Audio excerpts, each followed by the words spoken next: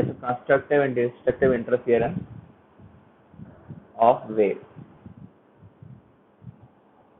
Okay, so constructive and destructive interference of the wave that I told you when I was telling you about the this de Broglie equation. So I told you that in a pond there was constructive and destructive interference that was occurring. Two balls were there.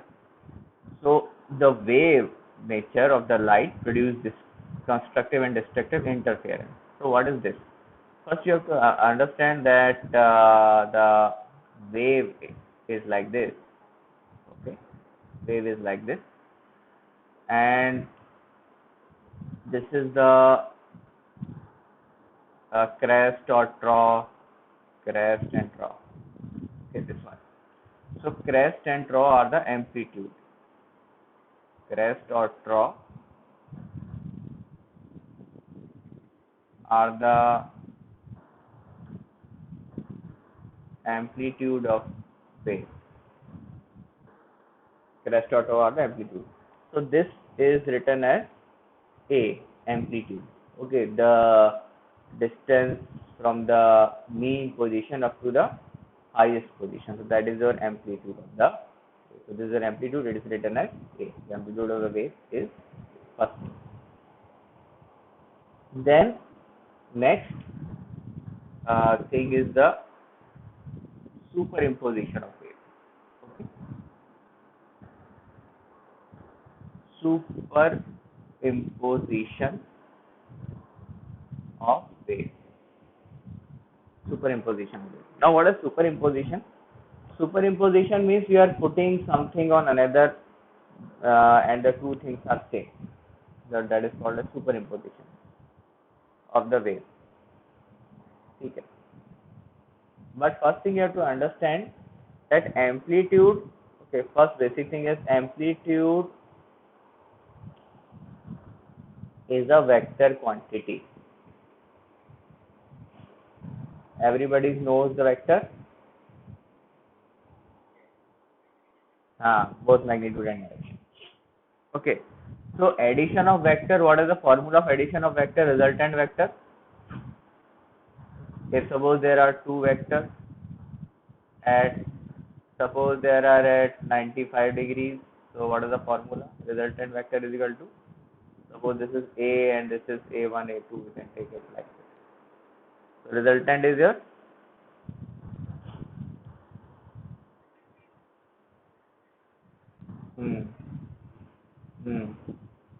good. So this is the formula. Okay, so this formula we will use for the resultant vector. Okay. So if cos theta, sorry, not the cos, if theta is equal to 180 degree, cos theta is -1. Everybody knows that. If theta is equal to 0 degree, cos theta is 1. Everybody agrees that? Now, superimposition of waves. If we see the superimposition, okay, this.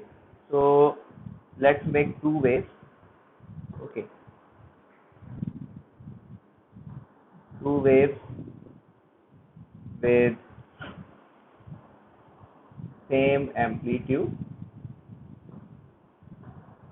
and wavelength.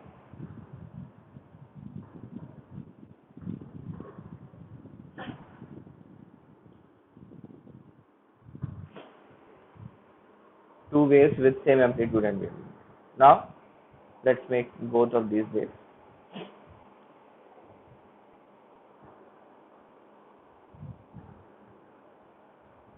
Okay, this one. So this is the wave.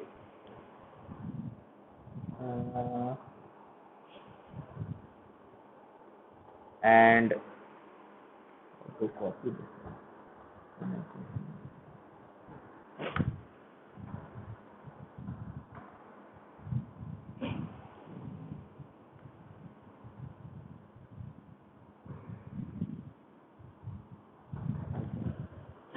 Let's do it in another way. Then there is another wave like this. Okay, these wave have same amplitude, so my drawing is not that much good. So, but consider that its amplitude is A. Its amplitude is also A.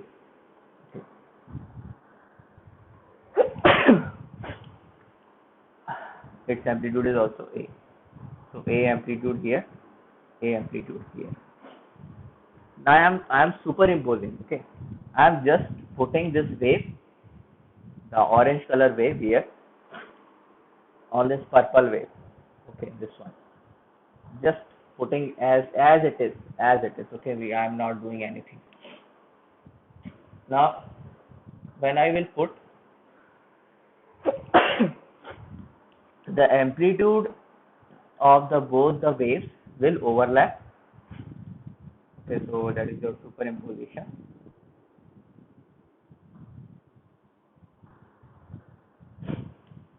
Superimposition. So how it looks? This is the first wave, purple one, and the orange one. So orange one I am just putting it over here. I should say orange one. Orange one is slightly wider. Okay, that type.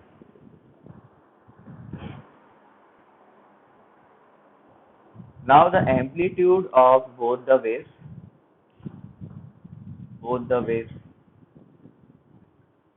What?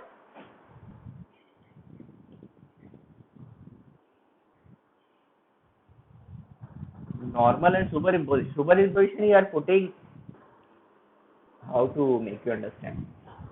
Okay, I will search some videos and I will tell you. Superimposition means I am taking this wave and putting it on another wave. Superimposition. Okay, suppose this is letter A. Uh, Overlap, yes, yes, just overlap. The amplitude of this wave and amplitude of the this wave. Okay, yes.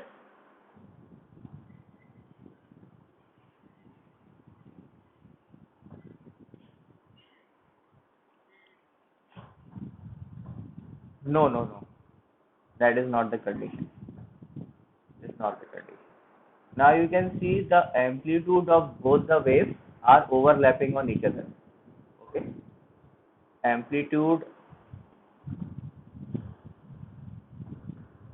of both waves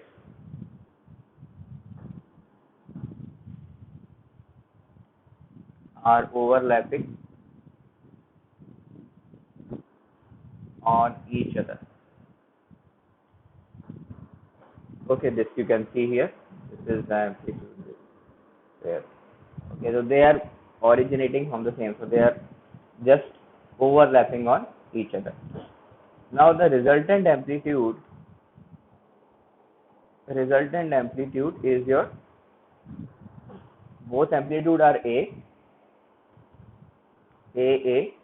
So here A and A. So both amplitude are A. So they have same value or the magnitude. So I can write A square plus A square plus 2A square cos theta. What is the theta here? What is the theta here? Angle between the two amplitudes. Huh? It is? No. Angle between the two amplitudes. Amplitude of this orange wave and this. Then when I superimpose them, okay. When I superimpose them, then here, what is the angle? It is 0 degree. Theta is 0 degree. Okay, because here we have two waves. One wave is here, one wave is here. So angle between these two is 0 degree. Are you getting this point? Okay, these are the two waves. These are the two waves. So the angle between the amplitude is 0 degree. They are just in the same direction. So their direction is same, so that is 0 degree, but they are at the same point. I shown you that they are separated, but they are not. Okay, so that is just to make you understand. Okay. So my drawing is not that much good, but they will 100% overlap on each other. So what is the resultant amplitude? Cos theta 0 degree. What will be the resultant? So it will be 2a. Okay, so that is the resultant amplitude. This one. So when I will get the resultant wave, okay, resultant wave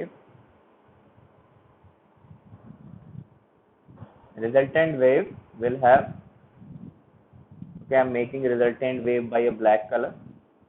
Okay, okay, so its amplitude will be 2a. Amplitude will be 2a, and this resultant wave with a higher amplitude,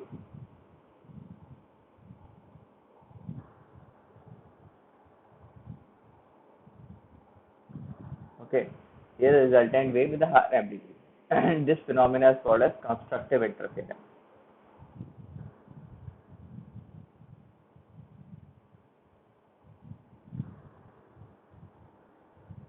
It is called as constructive interference.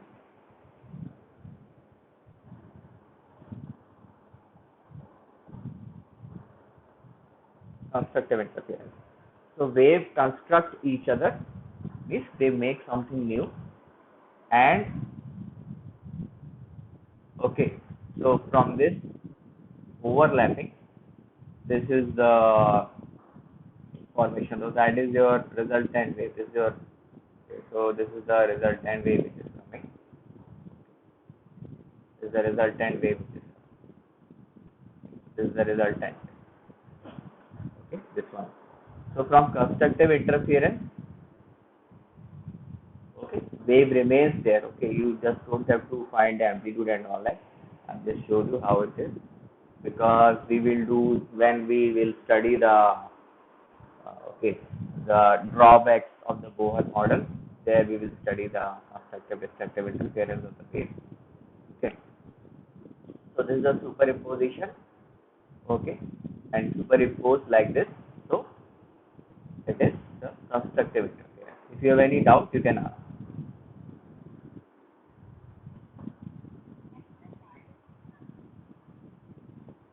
Why this is happening? Okay. So this happens because electron, proton, neutron, okay, atoms, they behave like, okay, they are dual nature. They have the dual nature as suggested by the de Broglie. One is your wave, another is your particle. So when they are behaving as a wave, okay, so they, because two waves can interact, okay, they can come and collide with each other. So that is basically interference is the collision of the waves. You can write it as interference as the collision of the waves. They collide. Okay. So because of these small particles, or you can say subatomic particles, so the wave nature is giving this constructive and destructive interference. So that's why we are studying it. Thereon we will study the atomic structure and all that.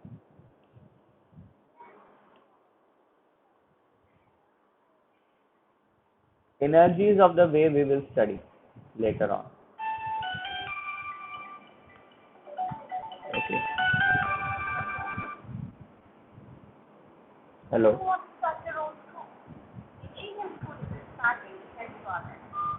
Okay, so that is your wave. That's why we study. That's because the dual nature of the matter, when the matter mass is very small, electron, proton, neutron. So that's why we are studying. Okay, this one. Now next is your destructive interference. Destructive interference.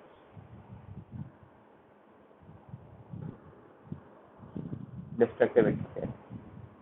Okay. Now in this, what happens? Normally the waves, if you see the crest, this is the crest of the wave, and this is also the crest. Okay.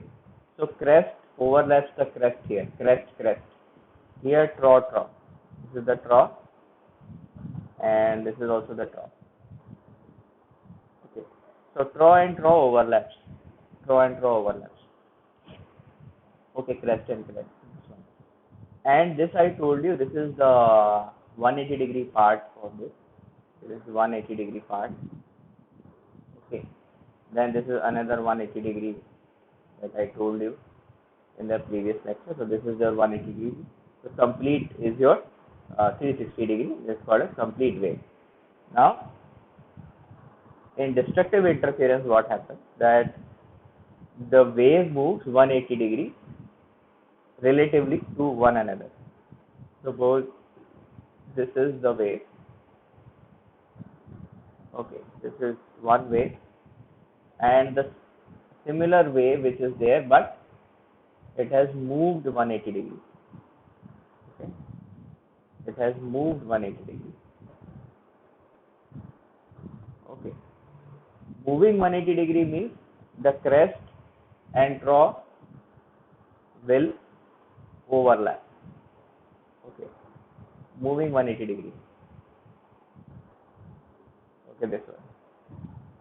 Because I cannot move the wave, I don't have that animation and all that. So, okay, if I want to, let's understand this here.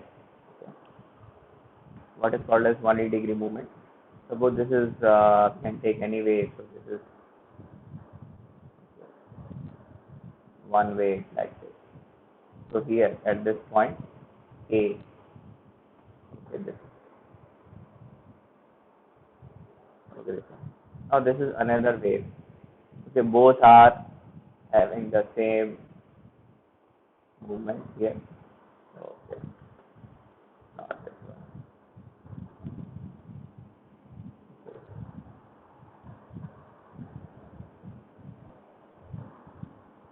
Okay, okay, yeah. So here the crest is lying over crest and draw and draw and like this. Okay. Now if I move this wave here and there, okay, what will happen? Suppose this, I am moving this wave in this direction. This is your some another wave. I am moving this wave to 180 degree. Okay, this is your 180 degree part. So I am moving the wave to 180 degree. So what will happen? When the wave moves 180 degree, this part of wave will come here. Okay, that is your 180 degree movement. Okay, that is your 180 degree movement. So what will happen that we will have this 180 degree movement. So we will have this one.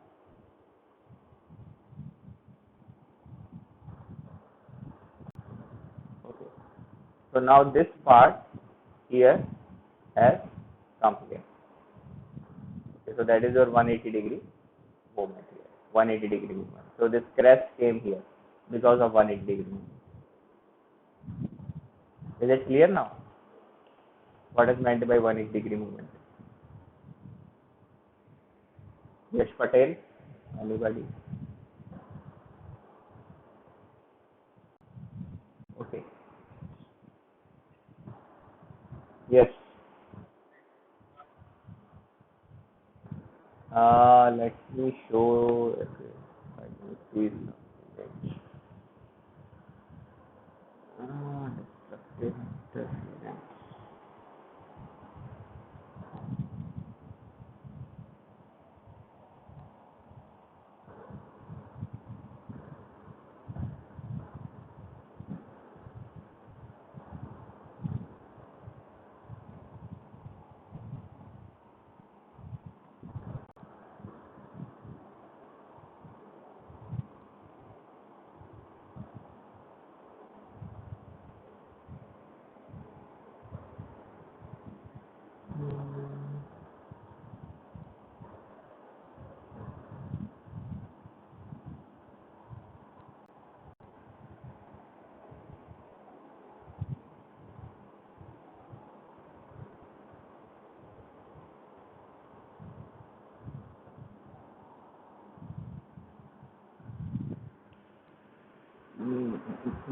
There is no image that I wanted. So video maybe.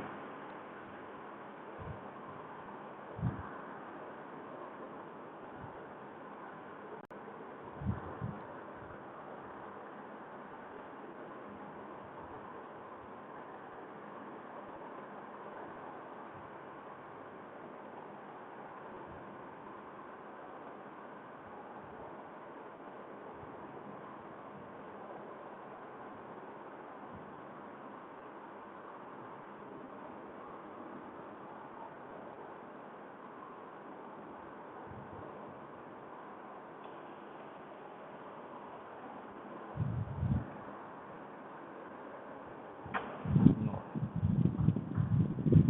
no video is there. Okay, that is just you have to understand here only.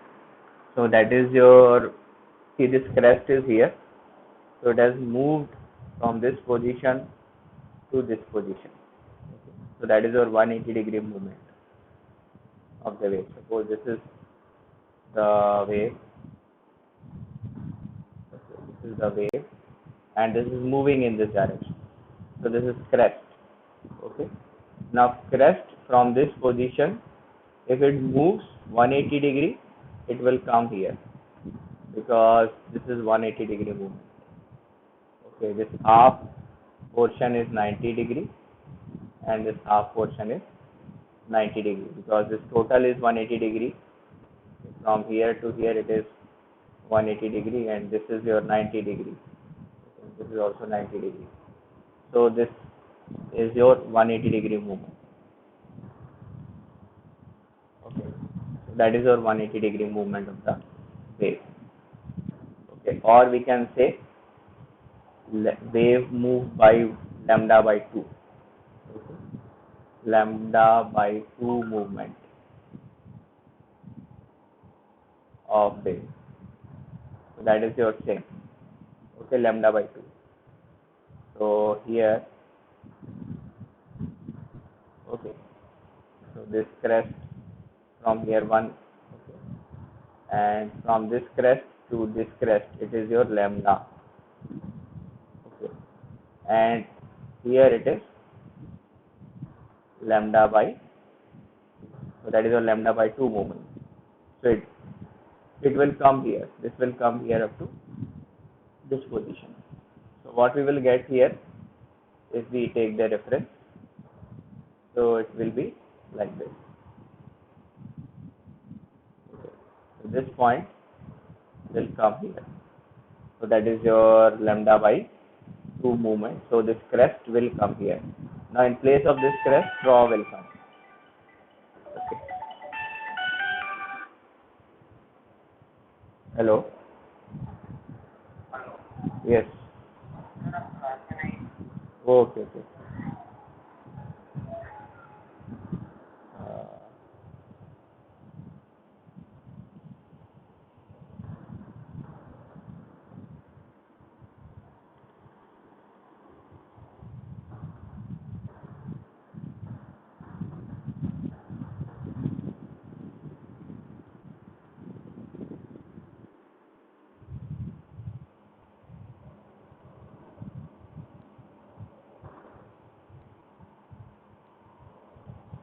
okay. Sorry.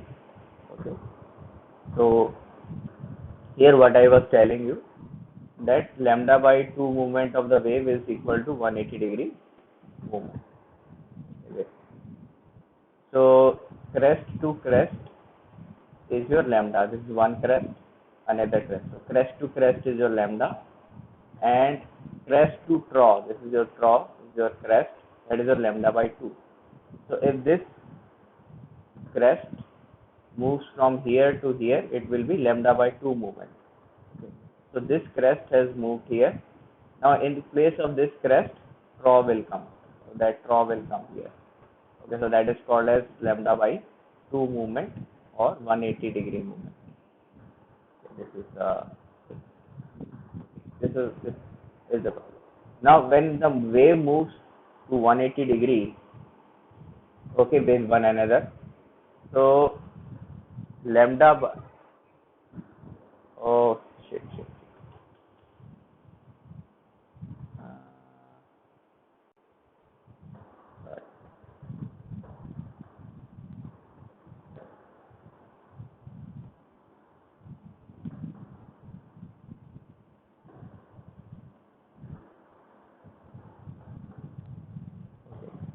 again I have to tell the same thing. What I told that this crest, crest to crest, okay, here this crest to this crest, it is your lambda, okay, and this crest to this trough, okay,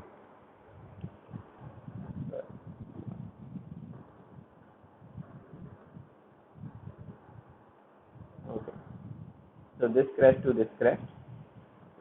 Now this is the trough, so crest to trough is your lambda by 2, okay. If it is the wave is moving in this direction, so this crest will move lambda by 2 and will come at this position, okay, here it will come on this position. Now because the wave is always continuous, so trough which is here, it will move to lambda by 2 and will come here. So in place of crest, this trough will come, and in place of trough, this crest will come. Okay, so this 180-degree movement or lambda by 2 movement will be here. So when the wave moves 180 degree, the trough is replaced by crest and the crest is replaced by the trough. Okay, so because that is a 180-degree movement here. Similarly, if we write the destructive interference, it means the crest and trough will face each other. Okay, this is your trough, this is your crest, this is your crest, this is your trough, so they will face each other. So that is why this is the destructive interference. Now what happens in destructive interference is okay, when they overlap, so what happens, the amplitude will become 0 degree to each other. Okay. So when they were superimposed,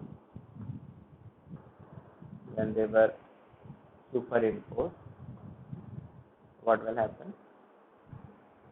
This will be like this. Okay.